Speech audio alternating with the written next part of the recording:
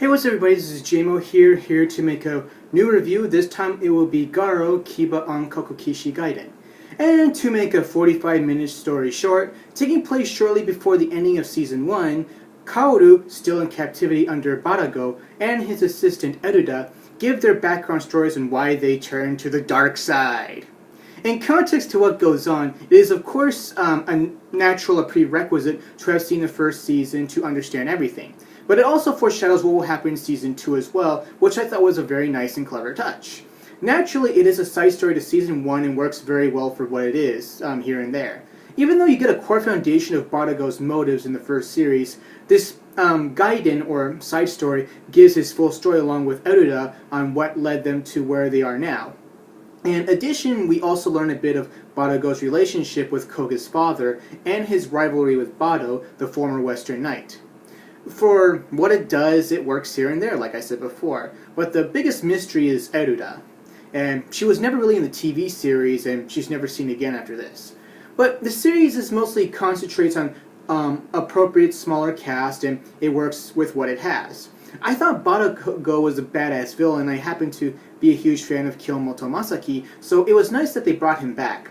I love his visual K design without his armor, and his Kiba armor once again is back and still maintains that more organic design as opposed to the metallic design of the Garo armor, and the Zero armor as well.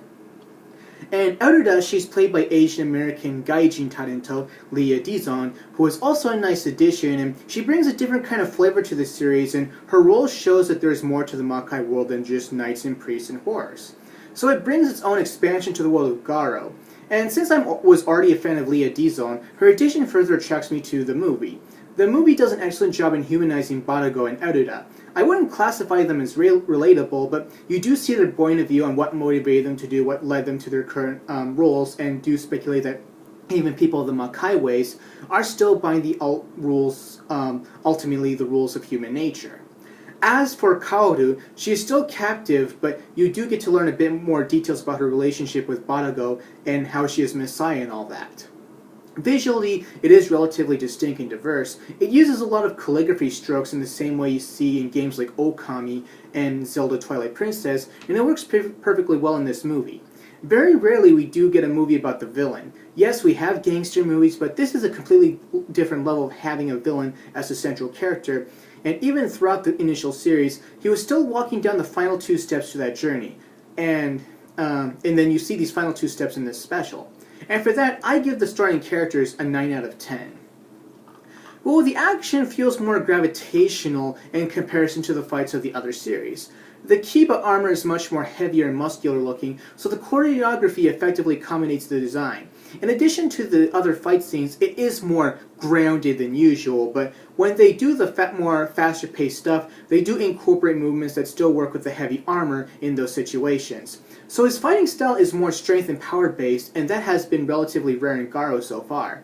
The fight scenes with Bado are pretty sick, and they got some more fighting game projectile moves. But the fights show that the toughest fight you have is within yourself. And for that, I give the action another 9 out of 10. As with previous reviews of Garo, you can reference them for what I think of the music. I think it does its job of being a horror action series. Also, the ending theme, Warrior Yamio Kakeru Kiba, the delivery feels more superhero-ish as opposed to being a film about a villain. But what the hell. Plus, Kageyama Hironobu sings it, so you can't go wrong with that overall. So, a 10 out of 10 for music, especially for Kageyama Hironobu. Okay, I know some fans have accused this special of being pointless, and I, understand their view. I can understand why the franchise can do without the special regardless of one brief foreshadowing of Season 2, but I will admit my personal bias towards JMo Tokusatsu, and Leah Dizon was enough to pull me into addition to being, just a fan of Garo in general.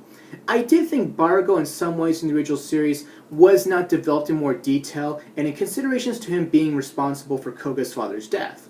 I say what led him to have those skills and power, and why he was seeking it, would have made a decent story.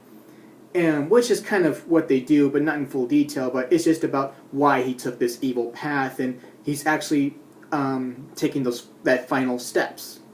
Regardless, I personally enjoyed watching this movie, which I give an overall score of a 9.25 out of 10, and look forward to my next review, Season 2 of Garo, Makai Senki.